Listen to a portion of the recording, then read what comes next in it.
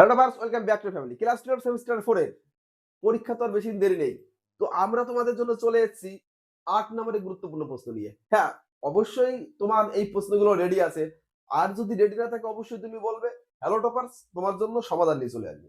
তো ব্যাপার হচ্ছে, দেখো এই যে পরীক্ষাটা আছে, আমাদের পরীক্ষার আজ আমরা অন্তিম লগ্নে পৌঁছে গেছি। এই যে সময়টা আছে, খুব গুরুত্বের সহিত তুমি তোমার পড়ালেখাগুলো কমপ্লিট করো। তোমার যদি বাংলা, ইতিহাস, ভূগোলে কোনো প্রশ্নে সমস্যা থাকে তুমি বলো।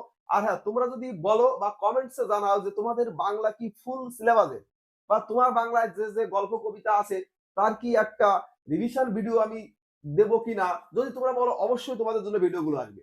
তো চলো, 8 নম্বরের যে গুরুত্বপূর্ণ প্রশ্ন আছে ইতিহাসে, হ্যাঁ তোমাদের জন্য আমি 5টা প্রশ্ন রেখেছি এবং আরেকটা প্রশ্ন সাপোর্টিং হিসেবে রেখেছি।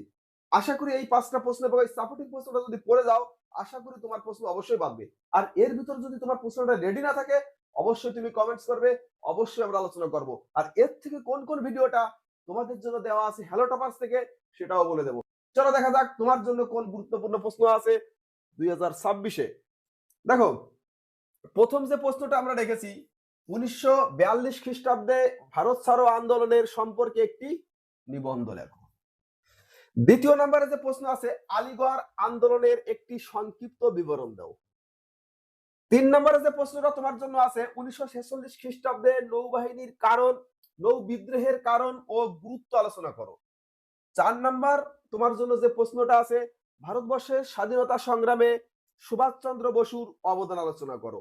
এবং 5 নম্বর তোমার জন্য যে প্রশ্নটা রাখা আছে, নরমপন্থী নামে কারা পরিচিত 1885 থেকে 1905 খ্রিস্টাব্দ পর্যন্ত জাতীয় কংগ্রেসের নরমপন্থী নেতৃবৃন্দের কার্যাবলীর মূল্যায়ন করো।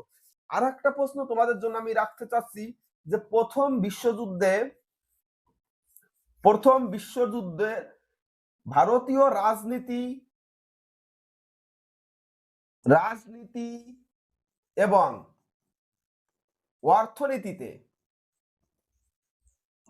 অর্থনীতিতে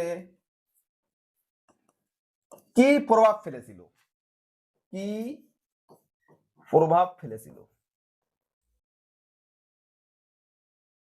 তো তোমার জন্য এই 6টা গুরুত্বপূর্ণ প্রশ্ন রাখা থাকলো। হ্যাঁ, এর ভিতরে আমার মতে যে মোস্ট ইম্পর্টেন্ট তোমাদের জন্য যে প্রশ্নটা, দেখো এই 3টে প্রশ্ন, 2, 3 এবং 4। দেখো এখানে যে সাপোর্টিং প্রশ্নগুলো আছে অবশ্যই প্রশ্নগুলো ভালো করে দেখে যাবে এবং এই 3টে প্রশ্ন তো অবশ্যই দেবে। দেখো তোমার যদি কোনো প্রশ্নের উত্তর না জানা থাকে, হ্যাঁ একটা কথা কি বলেছিলাম, দেখো তুমি এই প্রশ্নটার উত্তর পেয়ে যাবে হ্যালো টপার্সে এবং 4 দাগের প্রশ্নটা পেয়ে যাবে হ্যালো টপার্সে। বাদ বাকি তোমার যদি কোনো প্রশ্নের উত্তর জানতে হয় অবশ্যই তুমি বলো, হ্যালো টপার্স তোমার জন্য অবশ্যই প্রশ্নগুলোর উত্তর নিয়ে চলে আসবে।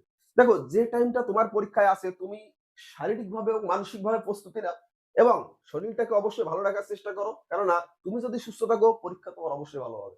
Thank you.